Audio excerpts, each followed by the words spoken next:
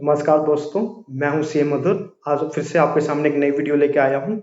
और आज दोस्तों हम बात करेंगे इनकम टैक्स एक्ट के क्लबिंग प्रोविजंस के बारे में। यानी कि वो प्रोविजन जिसमें आप लायबल हो जाते हो इनकम टैक्स भरने के लिए किसी और के इनकम पर। यानी कि इनकम कोई और कमा रहा है पर उस पर आपको टैक्स भरना पड़ेगा।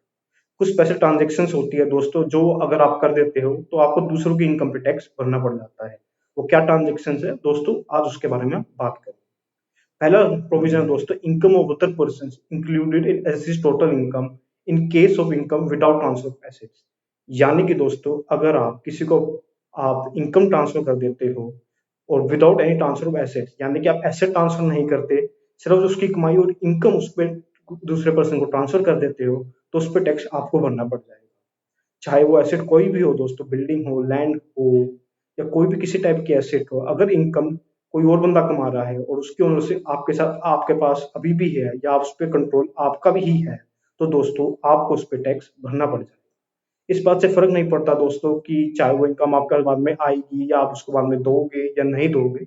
अगर एसेट्स की ओनरशिप आपके पास है तो आपको दोस्तों इसमें टैक्स भरना ही पड़ जाएगा। अब दूसरी बात दोस्तों ये आती है कि आपने एसेट ट्रांसफर कर दी पर वो रिवोकेबल ट्रांसफर कर दी, यानी कि वो एसेट आपका कोई कंट्रोल आपके पास कभी ना कभी वापस आ जाएगा या उसे आप अभी भी कंट्रोल कर रहे हो, तो दोस्तों उस केस में भी इनकम इनकम आपकी ही होगी। रिवोकेबल यानी दोस्तों आपने कोई प्रोविजन डाल दिया उस पे कि इतने टाइम के बाद वो एसेट मेरे पास वापस आ जाएगी, या उसकी ओनरशिप या आप उसकी कंट्रोल अभी भी आपके पास है, आप उसको कहीं ना कहीं कंट्रोल आपको किसी प्रोविजन से है, तो दोस्तों उस केस में भी इनकम आपको ही उस पर भरनी पड़ जाएगी, उस पर टैक्स। तो तीसरा प्रोविजन आता है दोस्तों कि क्या मैंने आप एक एसेट दूसरे बंदे को दे दी, वो है इररिवोकेबल। यानी कि वो एसेट मेरे पास इस लाइफ टाइम तो आएगी नहीं वापस। अगर वो एसेट आपके पास आपके लाइफ टाइम में वापस नहीं आएगी, या आप उससे कोई बेनिफिट आपको नहीं मिल रहा, या जो इनकम जो उससे आ रही है अगर आपको उसमें बेनिफिट नहीं मिल रहा दोस्तों, तो उस केस में दोस्तों आपको उसमें टैक्स भरने की जरूरत नहीं है, क्योंकि वो दोस्तों फिर आपको इनकम एंजॉय कर ही नहीं। अब दूसरा तीसरा प्रोविजन आता है दोस्तों, income of other person individuals total income in case of income arising to spouse. यानी कि कोई इनकम जो आपकी स्पाउस कमा रही है किसी एसेट्स पे, उस पे टैक्स आपको भरना पड़ जाएगा। वो कैसे हो सकता है दोस्तों? वो पहला केस बनता है दोस्तों, अगर आपकी स्पाउस रेम्यूनरेशन कमा रही है। और रेम्यूनरेशन कहाँ से कमा रही है?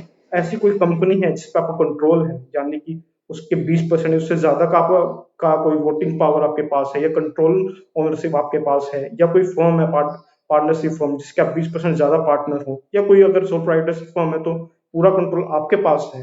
अगर उस किसी फर्म में से आपकी वाइफ रेम्यूनरेशन आप अपनी वाइफ को दे रहे हो, तो वो रेम्यूनरेशन आपकी इनकम में जुड़ेगी।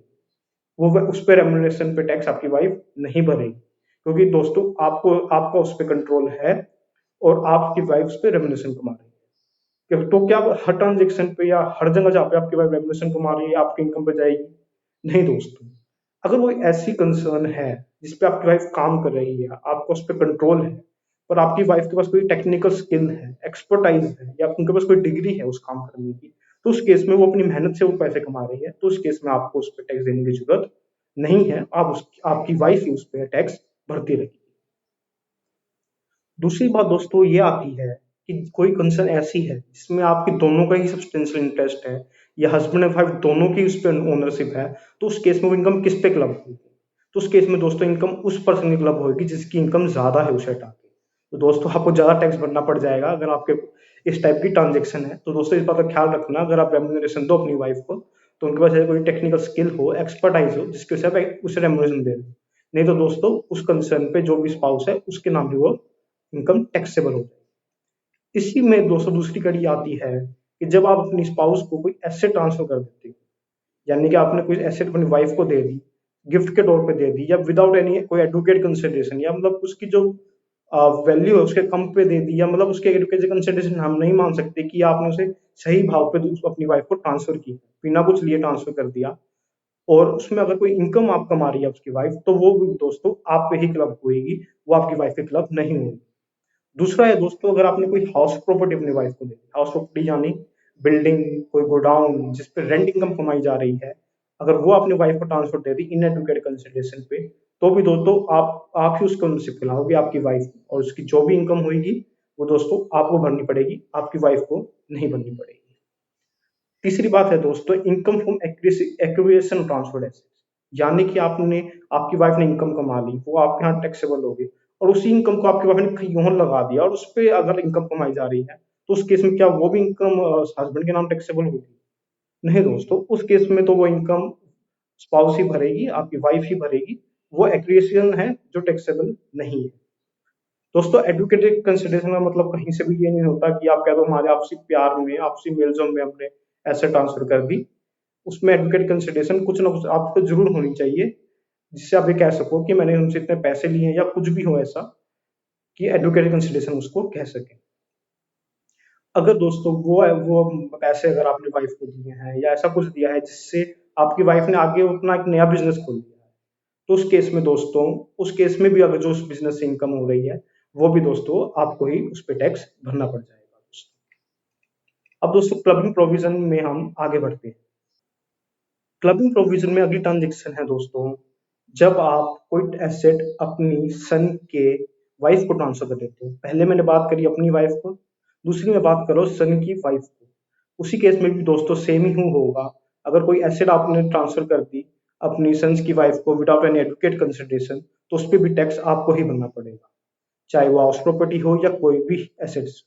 दोस्तों इन केसों में ऐसा भी हो सकता है कि आप एसेट वाइफ को या अपनी सन्स वाइफ को नहीं दे रहे, बट आप एसेट किसी और ऐसे पर्सन को दे रहे हो जो ना सन की वाइफ है, ना वो आपकी वाइफ है, ना वो सन की वाइफ, या किसी संस्था को दे रहे हो या किसी और पर्सन को दे रहे हो, पर उसका बेनिफिट अगर आपकी वाइफ को मिल रहा है या सन्स वाइफ को मिल रहा है दोस्तों, तो उस केस में भी वो इनकम आपके ही टैक्सेबल होगी, किसी और के किसी और के यहाँ टैक्सेबल नहीं होगी, यानी कि वाइफ के या सन्स वाइफ के यहाँ टैक्सेबल नहीं होगी।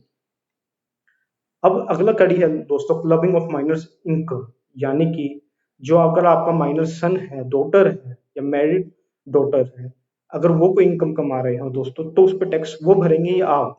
उस केस में दोस्तों टैक्स उनके पेरेंट्स पे टैक्स भरेंगे, ना कि वो माइनर पर्सन।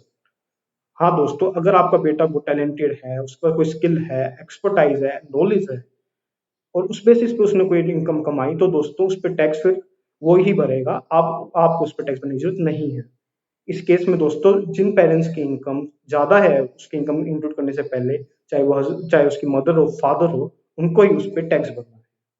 अगर दोस्तों ये हो सकता है कि एक बार अगर उसकी इनकम फादर के यहाँ इंक्लूड हो गई, तो दोस्तों फ्यूचर में भी उसकी इनकम फादर ही भरेंगे, उस पे टैक्स मदर नहीं भरेगी। एज लॉन्ग एज दोस्तों वो ऑफिसर के पास जाके हम चेंज करवा ले, वो अलग केस बनता है।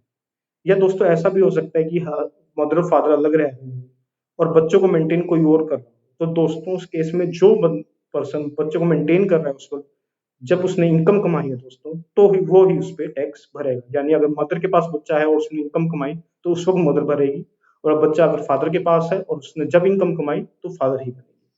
ये दोस्तों जब इंक्लूड नहीं होगा जब आपका बच्चा 80 यू के किसी डिसेबिलिटी में हो, या आपके बच्चे को डिसेबिलिटी है, वो 80 यू में यानी एक सेक्शन है उस पर क्वालिफाई कर रहा हो, तो उस केस में उस इनकम पे वही टैक्स भरेगा। उस केस में यहाँ पे कोई क्लबिंग प्रोविजंस नहीं लगेंगे दोस्तों। तो दोस्तों मैंने आज आपसे बात करी क्लबिंग प्रोविजंस के कुछ अहम सेक्शंस के बारे में। मैंने आपसे बात करी है एसेट ट्रांसफर नहीं करी, आपने इनकम ट्रांसफर करी, उस केस में टैक्स कौन भरेगा? आपने स्पाउस को एसेट ट्रांसफर करी, तो उस केस में टैक्स कौन भरेगा? और आपने अपनी सन्स वाइफ को एसेट ट्रांसफर की, उस केस में टैक्स कौन भरेगा दोस्तों? तो दोस्तों आप इन ट्रांजेक्शन का बेहद ख्याल रखिएगा कि अगर आप इन टाइप के ट्रांजेक्शन कर रहे हो, तो उस पर टैक्स आपको ही भरना पड़ जाएगा, इससे आपका टैक्स नहीं बच पाएगा। तो दोस्तों अगर आपको कोई और टॉपिक है जिस पे आपकी दिक्कत है, तो मैं दोस्तों उस पे भी वीडियो बना लूंगा। आप कमेंट बॉक्स पे इस पे लिख सकते हैं। तो दोस्तों अगर आपको वीडियो पसंद आई हो, तो प्लीज लाइक करना, शेयर करना, सब्सक्राइब करना, और आगे भी चैनल देखते रहिए। धन्यवाद।